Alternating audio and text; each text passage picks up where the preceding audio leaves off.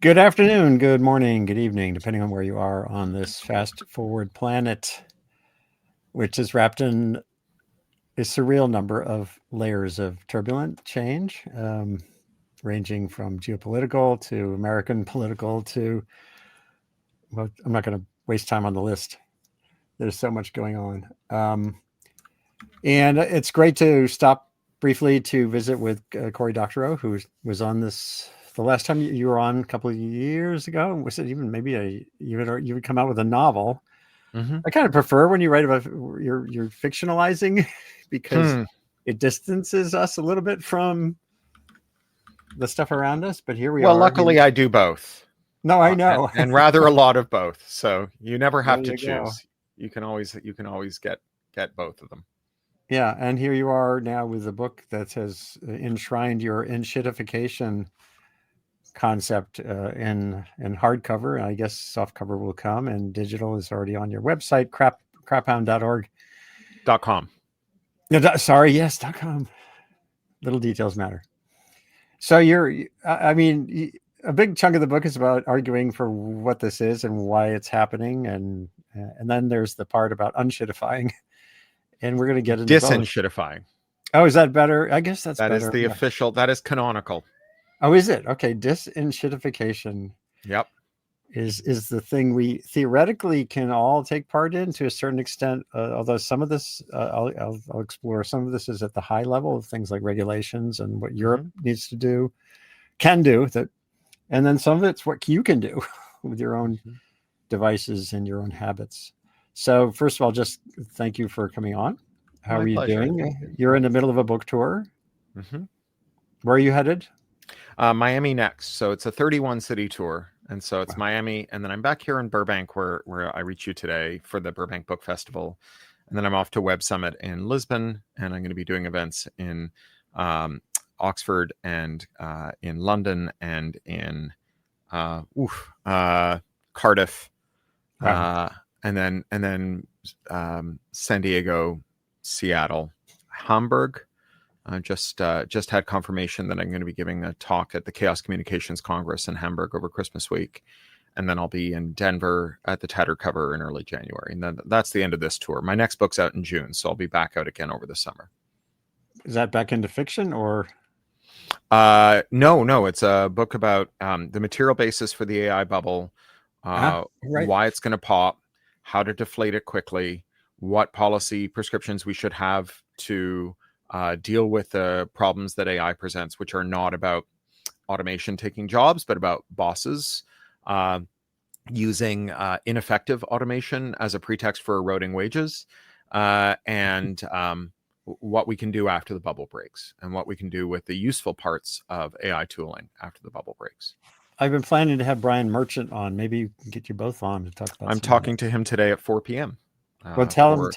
Reiterate that we've been figuring out a date. And stuff. I think a lot about Brian. I think very highly of Brian, and I cite him in the book. So great, Blood in the Machine. Yeah. Well, we'll talk about that when we have him on the show with you. So now a very quick origin story for the idea. You and I, you more so, but I came of age in that surge of enthusiasm about this thing called the social web. My .Earth blog at the New York Times from 2007 through 2016. The first half of that through at least 2013, I was kind of gung ho. Mm-hmm. And then I felt all these things changing, and you sort of put a date on it, but just describe. Do you have your own sense of when? First of all, were you an internet enthusiast, or were you always kind of going, ugh? And then when was your slide into shit? Well, look, I am an internet enthusiast. I mean, I wouldn't fight so hard about this stuff if I didn't think the internet mattered, and if I didn't think it was great, and if I didn't think it was important. So, I remain an internet enthusiast. I have always been an internet enthusiast. I can't imagine not being an internet enthusiast. The reason I want a better internet is because I think the internet's very important. And I think that I couldn't tell you exactly when. I mean, I remember being very profoundly affected by Lena Khan's third year law review paper, Amazon's Antitrust Paradox, which from memory was 2017. But also, that was the year, if I'm not mistaken, that we lost a really important fight at the World Wide Web Consortium, in which tech monopolists and entertainment monopolists suborned the W3C, which is this very important standards body for deciding how browsers work, into weaponizing browsers and turning them into tools that could be used to attack their users with impunity in the name of protecting video from being pirated from Netflix.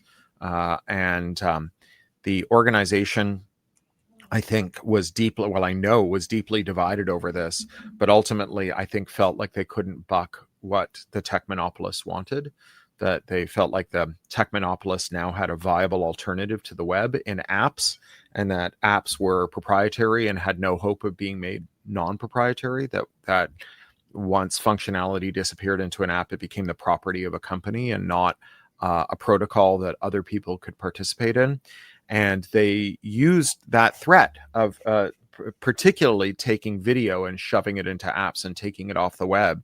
But I think broadly of doing that with the whole world of things we do on the internet, if the W3C didn't take a posture that was favorable to these tech monopolists and ran counter to the public interest. And that was a huge blow for me. I still, it feels like I'm punched in the stomach when I think about it. It was a terrible day. Were the implications fully apparent at that time, or do you think it's kind of? Well, we certainly warned them. You can read the Electronic Frontier Foundation. I should say I work for the Electronic Frontier Foundation. It was in that capacity that I was at the W3C. This is a digital rights nonprofit that is 35 years old. I've been there for 24 years and working on trying to ensure that our human rights survive the digital transition, and that the digital transition doesn't take away the human rights in the physical world as well. I was very, if you read the letter that we wrote from on behalf of EFF when we resigned from the World Wide Web Consortium over real like procedural shenanigans, and it's very funny because I've done so much of this policy work where you're, physically in a meeting somewhere, and it's ridiculous what the other side gets up to. When I was a delegate at the World Intellectual Property Organization, arguing about something called the Broadcasting Treaty that would have basically banned general purpose computers as we understand them. We had written these position papers, and we'd gotten various organizations, indie media, to help us translate them overnight into like 5 or 6 languages. And I'd gone to a copy shop at 5 a.m. from the youth hostel that I stayed in Geneva, because the hotels are so expensive, and had it copied first thing in the morning. And then we put them out on the literature table, and they all disappeared and showed up in the toilets. Right? It's just, and there was a similar thing. I wasn't there, but there's a similar thing when ISO, the International Standards Organization, was standardizing document formats. This is when Microsoft decided that it couldn't sustain keeping like doc and PowerPoint and Excel files proprietary. So there's a standards meeting for this long, very brutal standards wrangle, and they literally took away some of the chairs at ISO so that the people from the Open Document Foundation, who make what was then called Open Office and now called LibreOffice, couldn't sit at the table. They literally hid the chairs, right? It's just amazing how petty the bullshit is on the other side.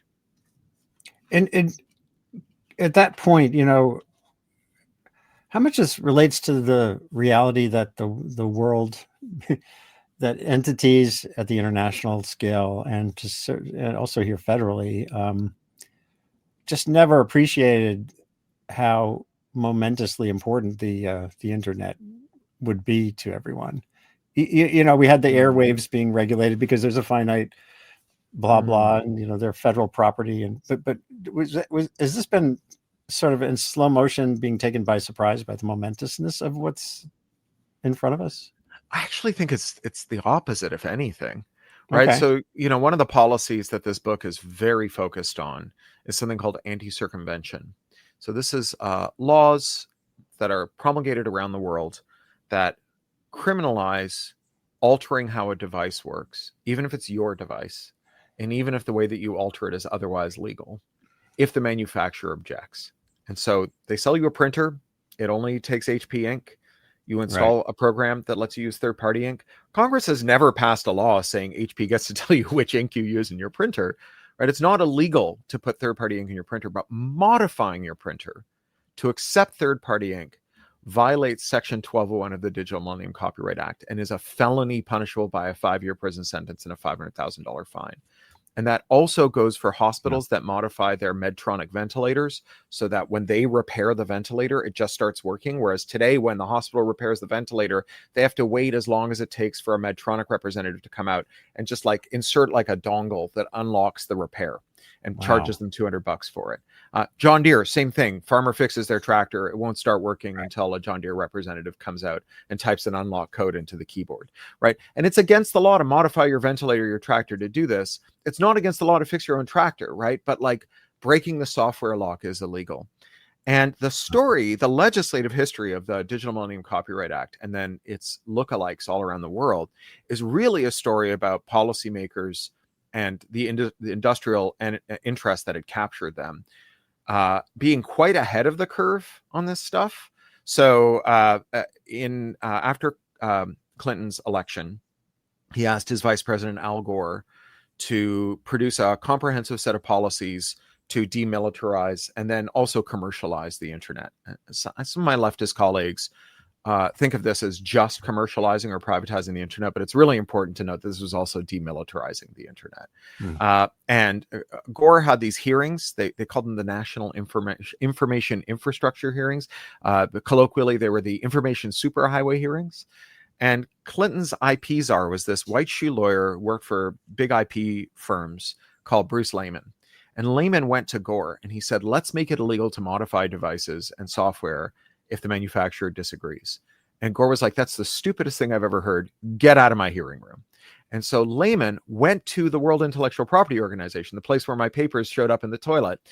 And he convinced them to pass these two treaties that they're called the Internet Treaties, the WIPO Copyright Treaty and the WIPO Performers and Phonograms Treaty, that created an obligation on legislatures to pass laws like this, which he then got Congress to do in 1998 with the Digital Millennium Copyright Act. And in later years, on multiple occasions, Lehman went on panels to tell this story where he described it as, quote, doing an end run around Congress. So clearly, maybe Congress didn't appreciate the importance of this, but there were elements of the Clinton administration that certainly did. There were aspects of the government who understood how important this was.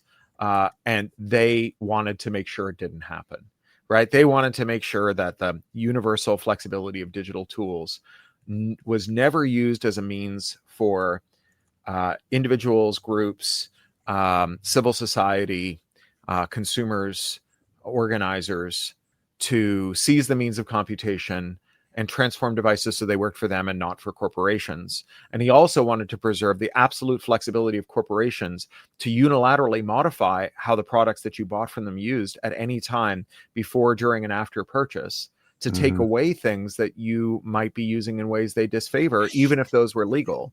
That's actually, in its own way, a very visionary, if dystopian vision. William Gibson sometimes says, cyberpunk was a warning, not a suggestion.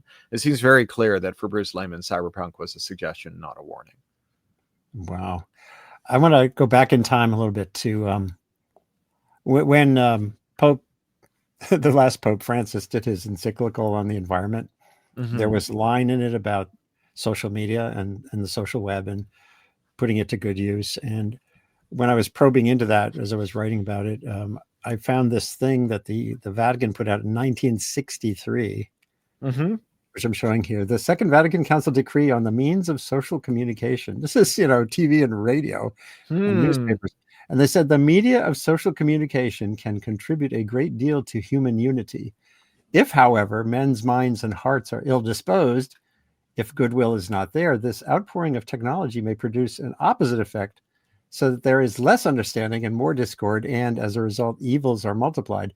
Too often, we have to watch social communications used to contradict or corrupt the fundamental values of human life. I This didn't is know that the 19, Pope was reading Neil Postman, but it appears this is that he was. 1963. Yeah. And then in 2016, I guess it was, Pope Francis kind of reiterated some of this. I guess this So was a decade before Postman. I take it back. Maybe Postman was reading the Pope. I was reading the Vatican, and I'd have to go back in time to dig into why this was even on their agenda. But what does this make you feel in terms of what are the drivers? Clearly, the drivers are pecuniary, profit and power behind what you were just describing. And then I'm going to get into the current events part of this, which is more about Amazon, the platforms and stuff. But well, maybe I can bridge those two subjects then. So sure. I think that for example, conspiratorialism is one of the great poisonous fruits of social media, is downstream of actual conspiracies. I think that if you scratch an anti-vaxxer, you will generally find someone who's like lost a loved one to opioids. Or who has been otherwise been given damn good reason neither to trust the pharmaceutical companies nor their regulators. And look, like, I'm not an anti-vaxxer. I've been vaccinated so many times that I glow in the dark and get 5G in the bottom of a coal mine. But I will not fault someone who says the pharma companies will kill you for a nickel and their regulators will let them get away with it. Yeah. Right? That's not wrong, right? And I think that that what monopolies do first and best is capture their regulators and fuse with the state in order to victimize the general public to the advantage of their shareholders and executives. And that, moreover, the economic trauma of this, the trauma of living in a world in which your employment, your consumption, your education, your political organizing, your discourse, even your love life are being manipulated with the incredible fluency and speed and accuracy that digital technologies allow, where the rules can be changed every single time you log in, where nurses today, for example, no longer get staffed through a local staffing agency, but rather through one of 4 national apps, each of which bills itself as Uber for nurses, and which are able to buy nurses' credit history from the unregulated data brokerage industry and lower the offered wage on the basis of how much credit card debt they're carrying and whether it's delinquent, and charge them a desperation premium before they show up for work and change your catheter, right? That this is the kind of thing that makes people justifiably very, very angry. And if that anger is not channeled by people with progressive politics, if the Progressive Party has been captured by billionaires, it makes them easy marks for fascists.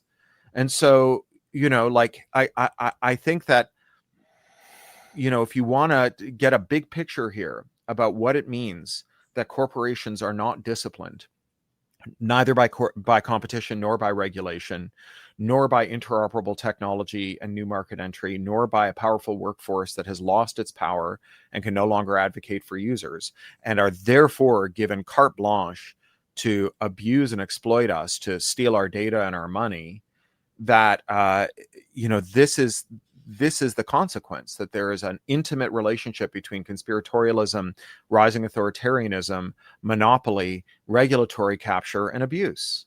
Mm-hmm. Wow. Well, the one thing about your book and what you've been saying is, and what you said at the beginning about the web is too important to abandon to these forces. It's kind of easy to feel almost as powerless about what you just described as it is in terms of current American politics or climate change, or these issues, these hyper object kind of issues that are just so big. And what's great about the book is you do break it down into pieces. You're trying to kind of get behind the bigness of the problem. And I thought we'd talk about the problem a little bit more here, and then the solution. So I picked from the book some moments related to some of the things we use every day, if not every hour. And I don't want you to go into all of these, but if you could just describe a couple of anecdotes for folks about sort of the user interface part of the problem.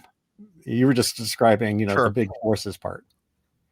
Yeah, well, let's maybe talk about Facebook and how Facebook relates to the characteristic pattern of platform decay that I identify in this unshittification thesis, which is this three-stage process by which a platform turns into a pile of shit. And so in stage one, the platform is good to its end users, and it finds a way to lock those users in. And so Facebook, when it was luring users away from MySpace, they made this great pitch to them. They said, well, MySpace maybe a thing that you really enjoy using, and you might like the people who are there. But I don't know if you know this, it's owned by an evil billionaire named Rupert Murdoch, and no one would want to use a service owned by an evil billionaire. Plus, they spy on you a lot, and Facebook won't ever spy on you. No one should be using a social media service that spies on you. And so we piled into Facebook, and we actually lock ourselves in with Facebook. They don't have to do some of the Baroque stuff that other platforms do. Google was paying Apple $20 billion a year not to enter the search market. Uber spent $31 billion of Saudi royal money to lose 41 cents on every dollar they brought in for 13 years until all the rival cab companies had gone under, and we'd had a lost decade in transit investment before they double prices and have the wages of their drivers. But for social media, we just lock ourselves in through something called collective action problems, which is just like you love your friends, but they're a pain in the ass.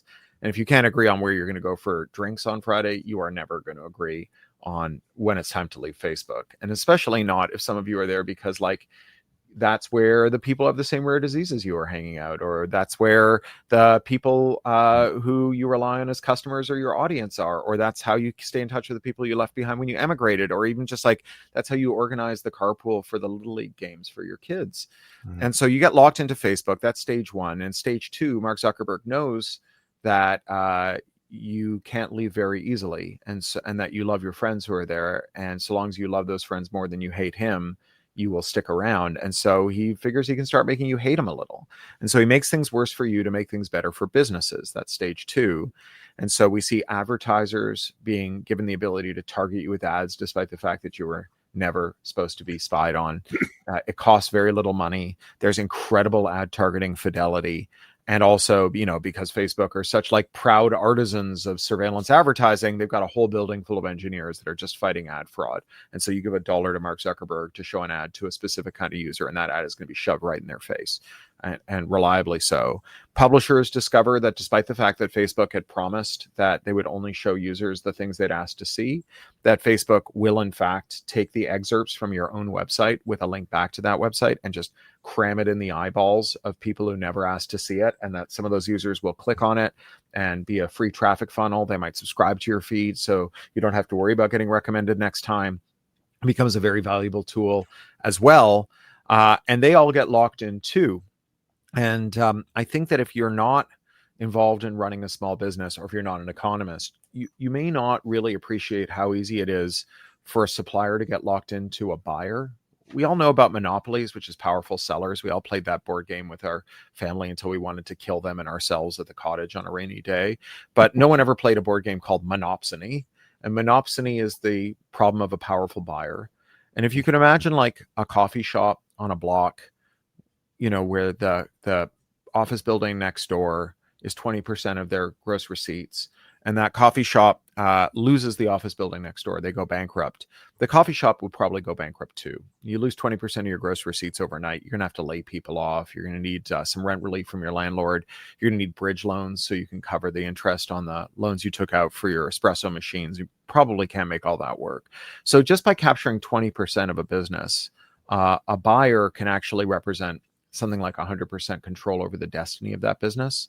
And so Facebook now controls the publishers and the advertisers. And that brings us to stage three, where they drain off value from them as well, right? This is not about if you're not paying for the product, you're the product. Even if you pay for the product, you're the product, if the company can get away with it.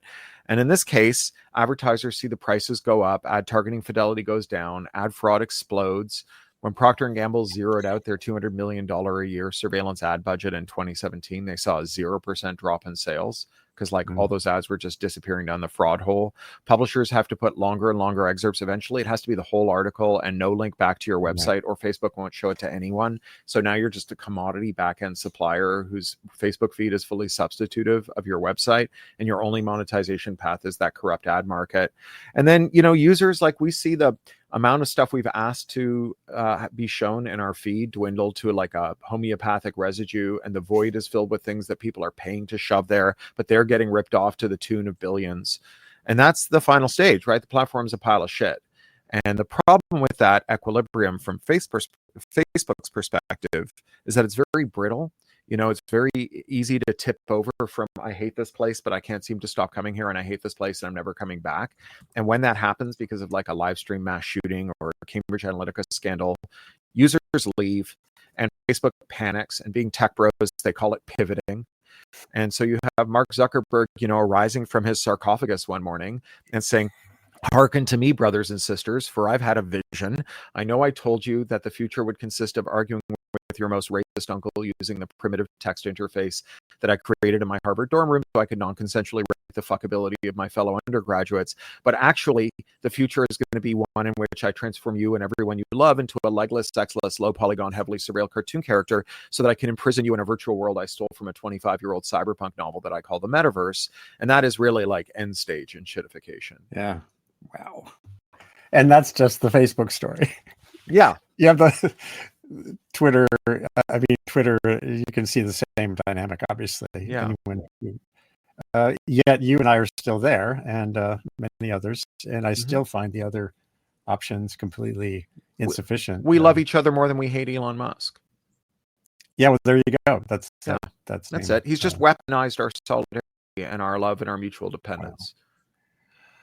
Wow. So, here's a comment coming in that you'll find amusing. I think John. Hi, John. Says, "I don't have a question, but I'm ready for Cory to design a game called Monopsony." I'm not a board game designer, but someone should design a game called Monopsony. That would be very funny. And then we can have a sequel called Oligopsony, which is when you have a cartel of powerful buyers.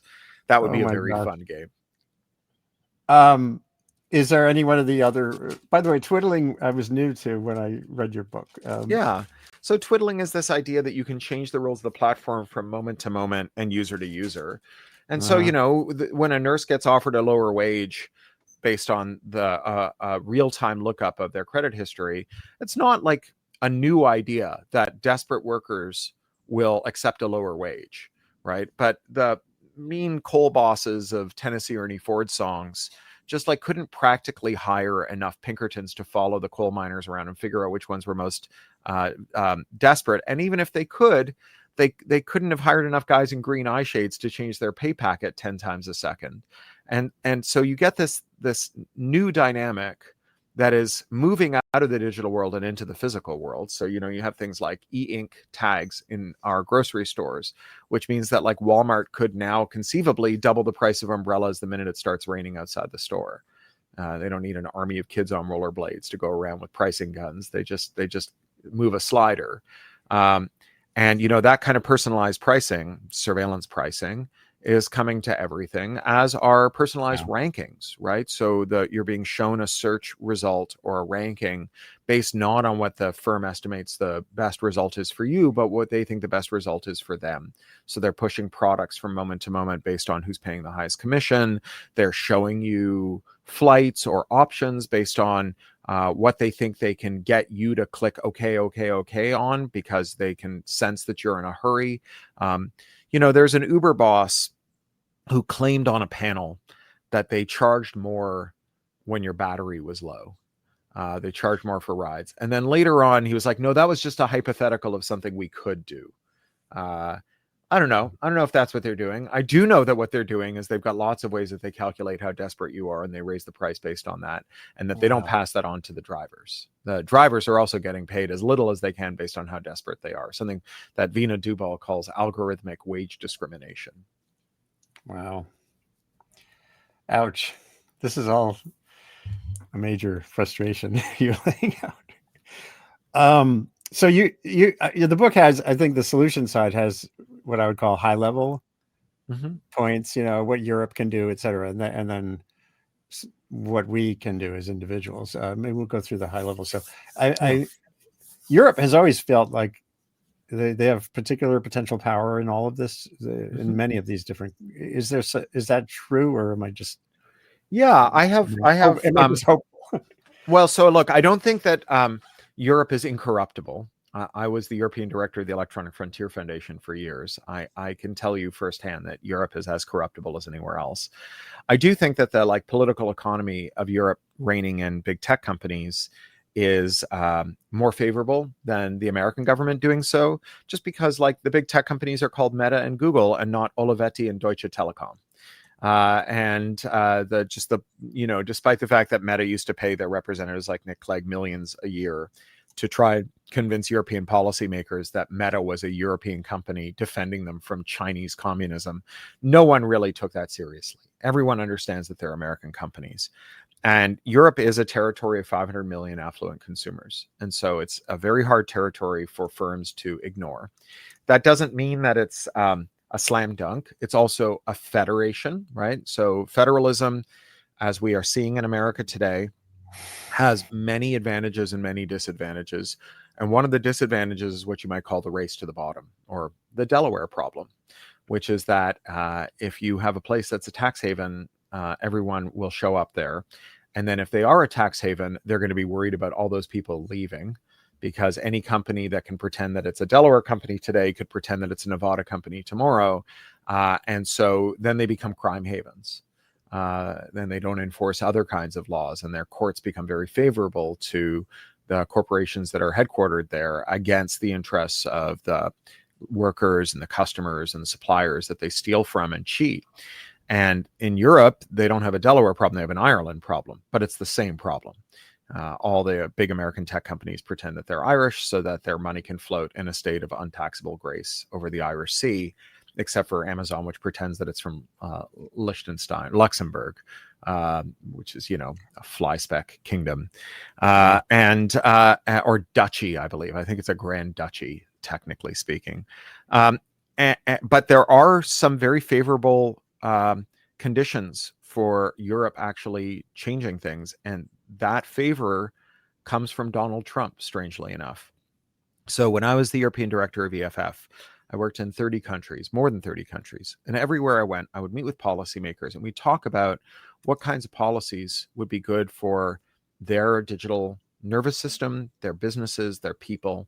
How, for example, making it legal to reverse engineer and modify things would make them more locally appropriate and help them escape from the data and monetary extraction of American tech platforms. And they would listen and they go, you make an excellent case and all of that is doubtless correct. But the U.S. Trade Representative has made it very clear that if we don't keep it illegal to reverse engineer and modify the products that we get from America, they will hit us with tariffs. So, happy Liberation Day, right? If someone threatens you with burning your house down, unless you do as they say, and then they burn your house down, you don't have to keep doing what they say. And you're kind of a sucker if you do.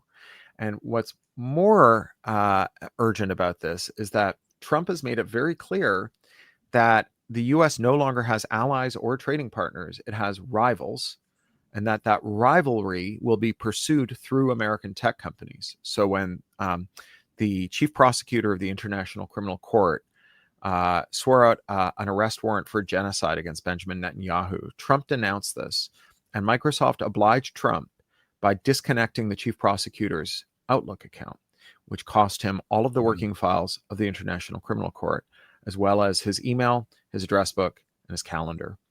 And I think that every European policymaker is today asking how soon they can get out of America's cloud, just as a few years ago, they started asking themselves how soon they could stop being dependent on Russian gas and oil.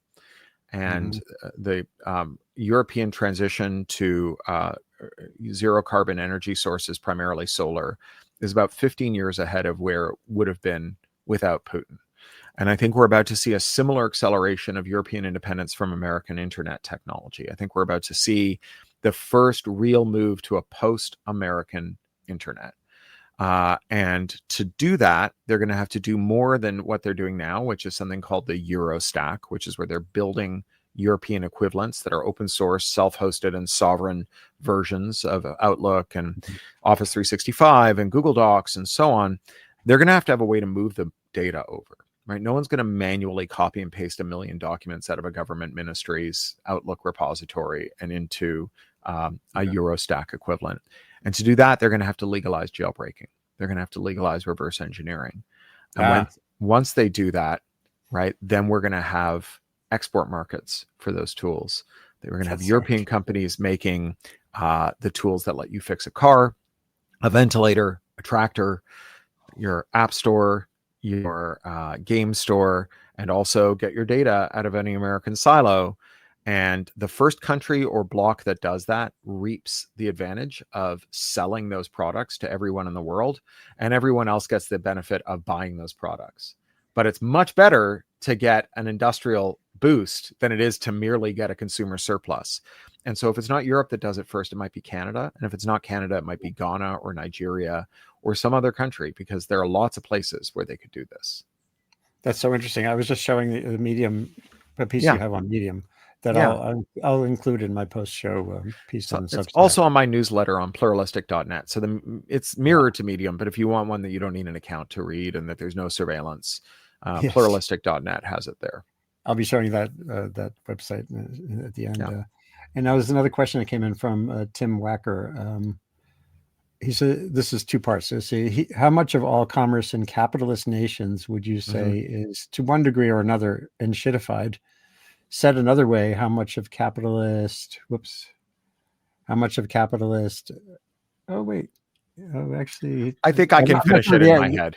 I can finish. How much of this is just capitalism? There is a chapter about this towards the end of the book. Is this just capitalism? Yeah. So first of all, I think that there are distinct factors that relate to technology that make its enshittification different. So if we want to talk about enshittification, it's just like broadly things getting worse. I'm actually okay with you using enshittification in that way. I don't want to maintain a precise technical meaning for enshittification by confining its use to a group of irrelevant insiders. By all means, use it loosely and colloquially. That's fine with me. I don't mind. But it does have a precise technical meaning, and it relates to digital technology. And the reason that digital technology is different is that the sources of discipline, the ways that digital technology was punished for going bad, are different from the ways that you punish other firms. So like other firms, digital technology firms are subject to the discipline of markets and competition and governments and regulation. But unlike those other firms, digital technology, when it enshittifies, has to contend with two unique sources of discipline, two threats to the firm that goes bad. The first of those is its own workforce, because the tech workforce is uniquely constituted historically. It's been very powerful, but it hasn't been unionized. The power of the tech workforce came from its scarcity and its productivity. The National Bureau of Economic Research estimated that the average Silicon Valley worker added $1 million a year to their boss's bottom line. That's why they treated those tech workers so well, right? The free kombucha and the massages and the surgeon who'll freeze your eggs so you can work through your fertile years. It's not because they were sentimental about tech workers and liked them. It's because they didn't want $1 million to walk out the door, and there weren't enough of them. The problem is that if you don't use your power from scarcity to consolidate that power through solidarity by forming unions, if you let the fact that your boss treats you so well lull you into thinking that you are a temporarily embarrassed entrepreneur and not a worker, then when supply catches up with demand, as it has in the last 3 years, where we've seen 500,000 tech layoffs in the US alone, then all of your power goes away. And then there was this other source of power, this other source of discipline on tech companies, which was interoperability, the power of rival firms to modify your technology to disenshittify it, right? So to take the proprietary ink that you're charging $10,000 a gallon for and saying, I'll have some of that market. Here's generic ink and the software that makes your printer accept it for $5 a gallon, right? As Jeff Bezos told the publishers, your margin is my opportunity. There were so many of those digital opportunities, and they are sui generis to digital technology, as is the ability to twiddle, which is the corollary of this flexibility, of this disenshittifying interoperability. Because twiddling is just changing how the technology works unilaterally on the part of the manufacturer, as opposed to on the part of its customers or its competitors. And so with the expansion of IP law, we end up with a regime in which the firms have absolute carte blanche to change how their technology works from moment to moment and second to second in ways that abuse you and exploit you. And you have no latitude at all to alter how the things that you own work so that they work for you and not for the company that made them. And so in that regard, digital technology and its enshittification are different. And I think that as the second part of the question, is this just capitalism? Yeah. I think, we have to be historic, and we have to have a little object permanence here, and recognize that the platforms used to be better, right? It wasn't that we were like lulled into thinking that Google search results were good when they were bad. Google search results were good and then they got bad. Facebook was a great place to hang out and then it sucked. And it's not because different people are running the companies, and it's not because they got a mind virus that made them greedy. We didn't invent greed in the middle of the last decade. It's because they escaped from all sources of discipline. And, even the best of us, and these people are far from the best of us, even the best of us without discipline have a tendency to crawl up our own ass and die, right? Mm-hmm. Howard Hughes, give him a little discipline, he'll make you some great airplanes. Take away the discipline, he'll start wearing Kleenex boxes on his feet and saving his urine in jars, right? That's just how it goes. We have all been there, where we got too big for our britches, no one could tell us no, and we got ourselves into a lot of trouble. Robert Heinlein got able to tell his editors to go to hell. His books got big, floppy, and stupid, right? This is just a universal. And we take the discipline away from tech bosses, and every bad impulse they have, and every bad impulse from a faction within their firms carries the day. Does that, by the way, the discipline there is that ultimately what was in that last, the EU, et cetera? It's competition, it's regulation, it's interoperability, and it's workers. Yeah. It's all of those things. Do you see the workers here having any real power, though, in the sense that there's already the AI, your next book? Right. So I don't think AI can write software, or at least it can't do software engineering. AI can write blobs of code. Software engineering is all about having a wide and broad context window. Software engineering is about thinking about the inputs that come far upstream and the outputs that will come far downstream, and the adjacent technologies that are generating those inputs and processing those outputs. And the one thing that AI absolutely cannot do, and that no AI boss has a plan for making it do, is operating with a wider and deeper context window. So increasing the context of AI, making it think further back or further ahead, and think, I use in quote marks here, or contemplate things that are adjacent to the reasoning, and I use reasoning in quote marks here, that it's doing. That work is like geometrically more expensive than just processing code. So I think the thing that we should the way we should understand AI as a threat to coders is not that it can write code, but that it can plausibly threaten coders so that they'll accept a lower wage and less power. Right. And that's been the use of automation forever. That's what automation does. Your boss hates you and doesn't want to pay you, and they love any story that makes you afraid he'll fire you. And so, AI lets bosses terrorize workers, but not because it can do your job, but because, if you understand your boss's psyche, you can easily see how your boss would fire you and replace you with an AI that can't do your job. Yeah. Is it looking at the regulation component here and antitrust, is there any aspect of the ultimate undisciplined boss, Donald Trump, that aligns with taming these folks, or is it all aligned in the opposite direction? Trump is going to do some corruption fighting, but he'll do it in the most corrupt way.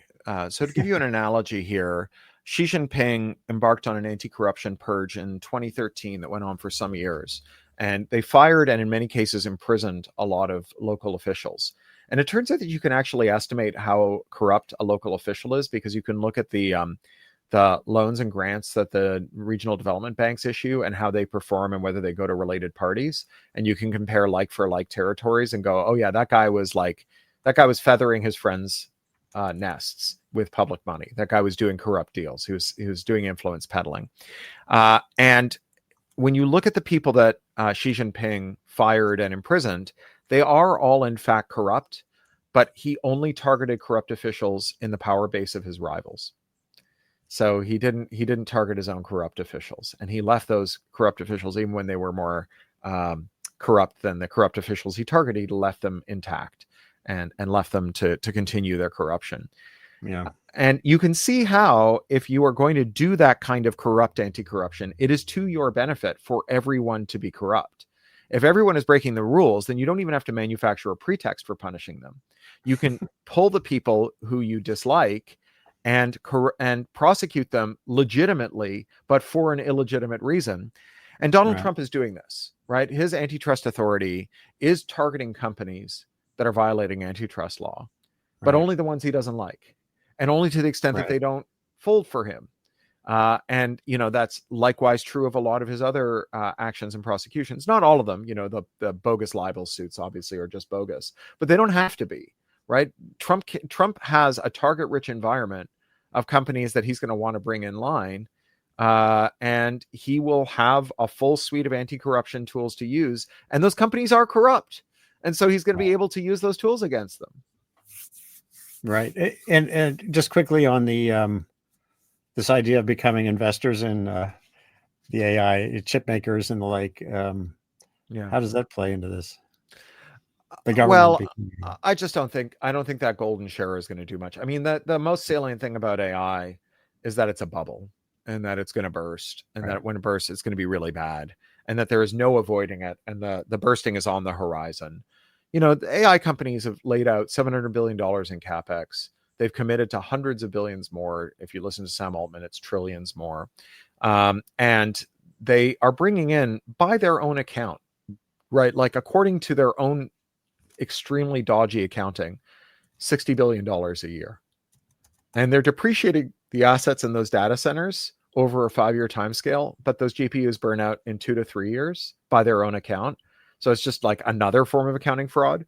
And you have these 7 companies that are like 33% of the S&P 500, and they're all losing money, and they're all like passing around the same $100 billion IOU and pretending that it's revenue.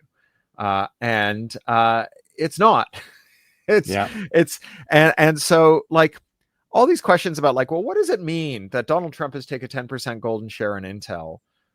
They're kind of irrelevant next to what does it mean that Intel and all of the other tech companies and all the companies with exposures to tech companies, which is all of them because we're all exposed to the S&P 500 movements. Right. What does it mean that all of them are going to be in like the most deep shit you can imagine? 2008 looks like a walk in the park by comparison, in like a not very long time. It's just not all that important. I think like whether America owns 10% of Intel, when Intel, along with every other company, is facing an existential crisis because of the AI bubble has popped. Yeah. I'm hoping it doesn't pop before your book comes out. Well, maybe if it pops right at the same time, it will be a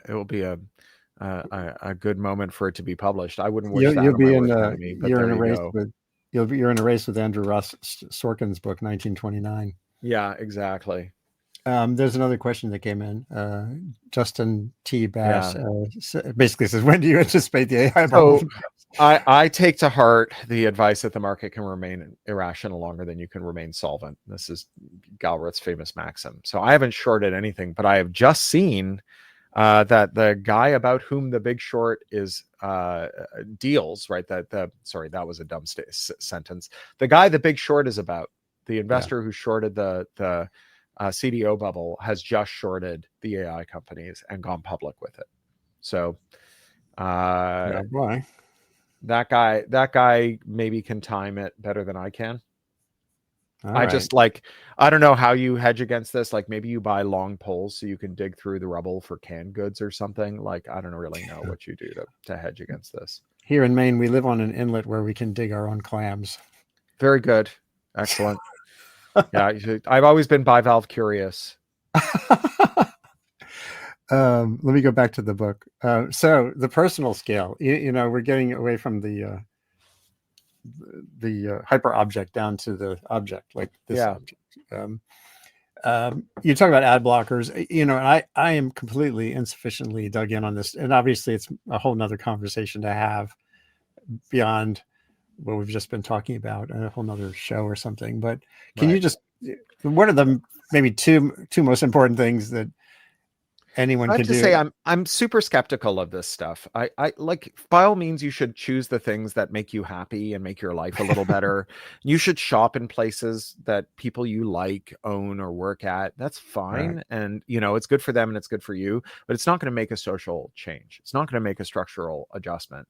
You're not going Right. to like shop your way out of monopoly any more than you're going to, recycle your way out of the wildfires on your doorstep, right? These are systemic problems. And so what I would say is like, yes, by all means, like block ads, do this other stuff, use Mastodon instead of Twitter if that makes you happier. Shop at your local bookstore or bookshop.org instead of Amazon if that makes you happier. But like, don't agonize endlessly over it.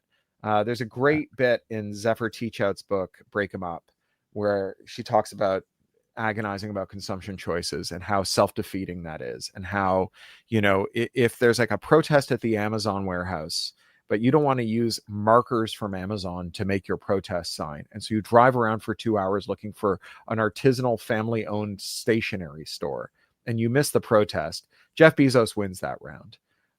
And you just don't need to think too hard about this stuff. What you need to think hard about is like finding a way to act as part of a polity, finding party politics, finding local activist groups. We had John Lipkowski on earlier. He was one of the founders of and the long-serving leader of a group called the Electronic Frontier Foundation Austin.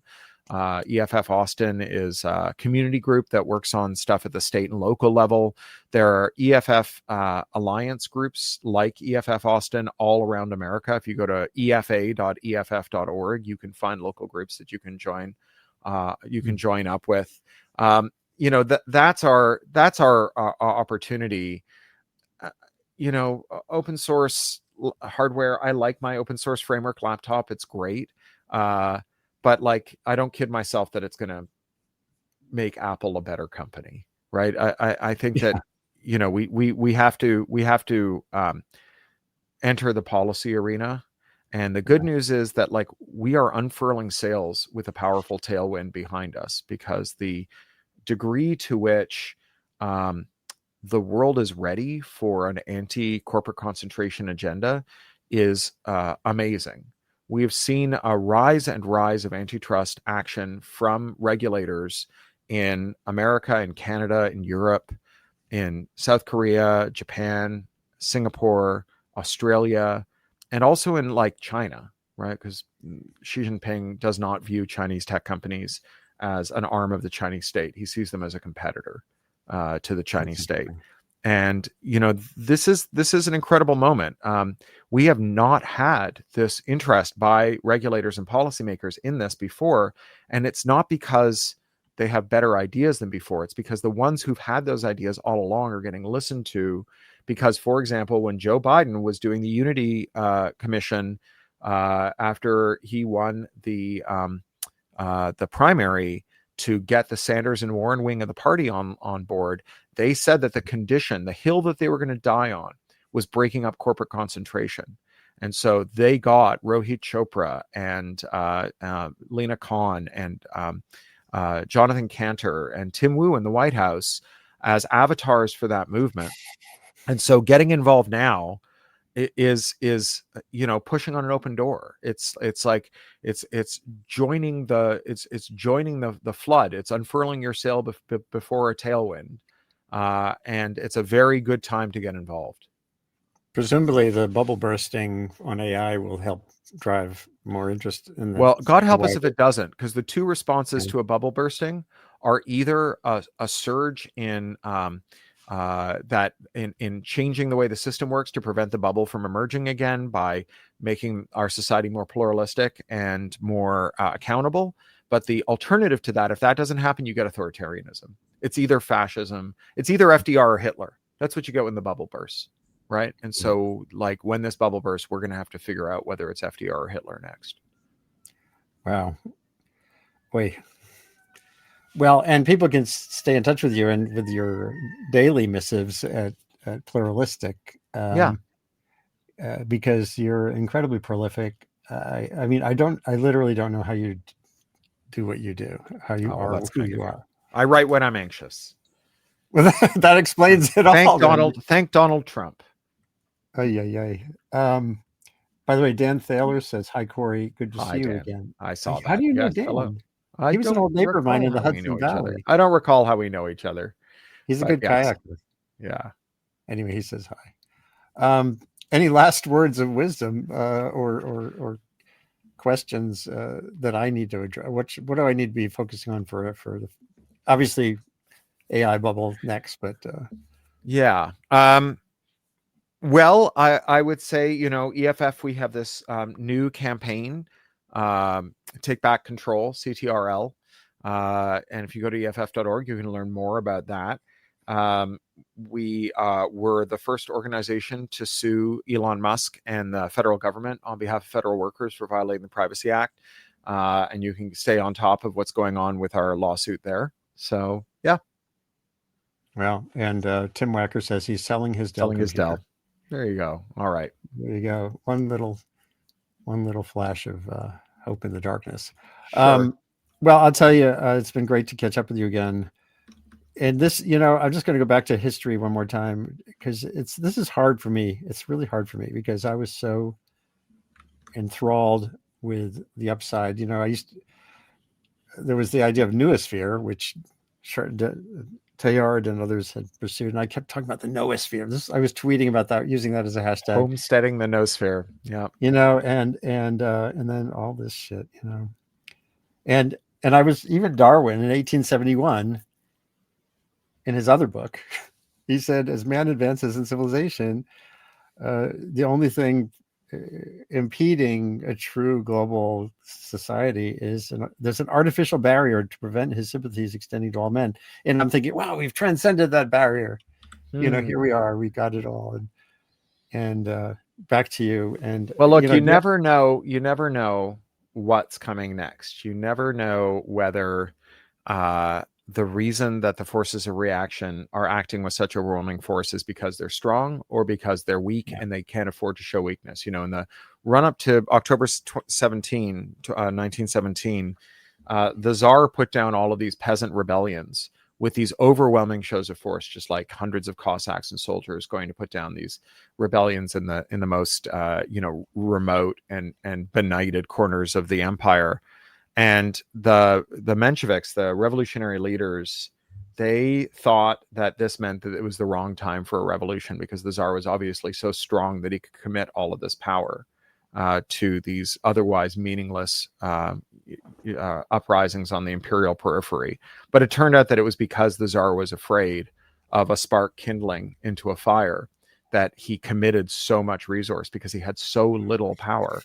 And when the moment came, the army turned on the Tsar. The Cossacks turned on the Tsar. You had Cossack sergeants or sergeants who were overseeing Cossack cavalry, ordering like fixed bayonet charges against protesters, against demonstrators, and just refusing, or being told to form a line of on horseback to prevent the protest from moving to the palace.